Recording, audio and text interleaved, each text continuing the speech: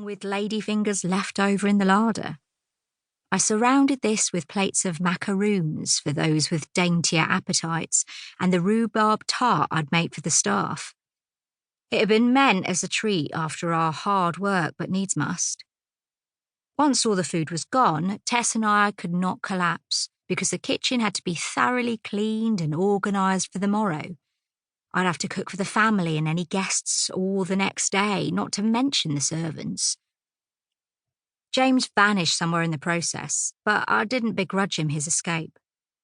As I scrubbed down the work table, removing every bit of flour, grease, grit, and meat juices so I'd have a clean surface tomorrow, one of the footmen bounded into the kitchen out of breath. He was new. Footmen here tended to come and go. Mrs. Bywater had a penny-pinching nature, and an employer had to pay an extra tax on male servants of any kind, as they were considered a luxury.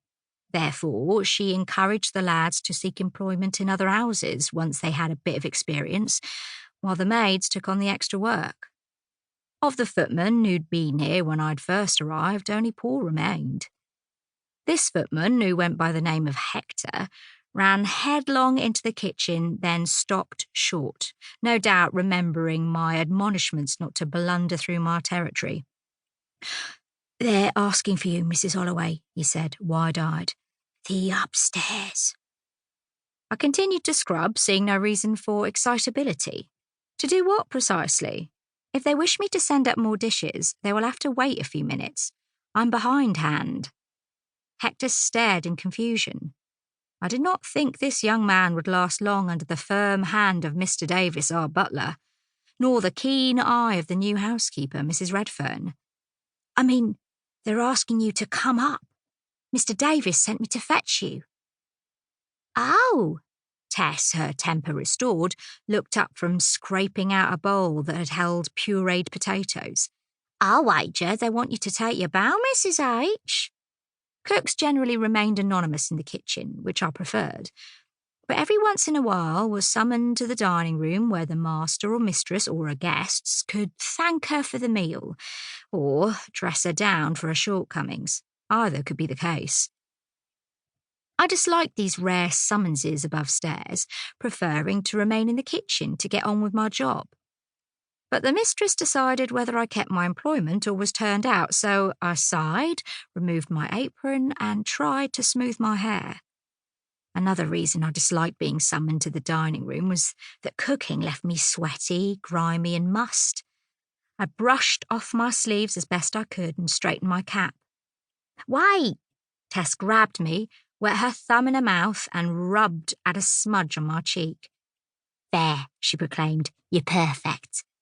Maybe one of them will give you a veil." Guests did sometimes hand a servant who pleased them a coin. These tokens I did not mind. An unmarried woman with a growing daughter cannot turn up her nose at an extra bob or two. But to stand in front of company while they scrutinised me was not to my taste. Once Tess released me, upstairs I went. The back stairs emerged in the rear of the house, the door opening to a wide hall leading to the front. The house had once been two, the walls knocked out by a previous owner to create one great mansion. Guests thronged the house tonight, filling the hall and moving between rooms. Few noticed me appear, and those who did gave me no acknowledgement or even curiosity. A domestic was hardly worth a glance. Mr. Davis spied me and beckoned me into the dining room. The dining table had been turned into a sideboard, filled with food that guests could take to other parts of the house. Mr. Davis's dark hair shone with pomade, his hairpiece perfectly aligned, his swallow-tailed coat an example of excellent tailoring. He addressed Mrs. Bywater, who hovered with a cluster of guests near the table, the remains of my feast, including the roast duck, upon it. "Mrs. Holloway, ma'am," Mr. Davis announced. Mrs. Bywater, who prided herself on dressing like a prudent matron, wore a plain maroon gown and a sort of bag on her head that was meant to be a turban. Her friends were rather more fashionably dressed, a few in the black or grey of mourning or half-mourning. "Here's our cook," Mrs. Bywater declared, "responsible for our..."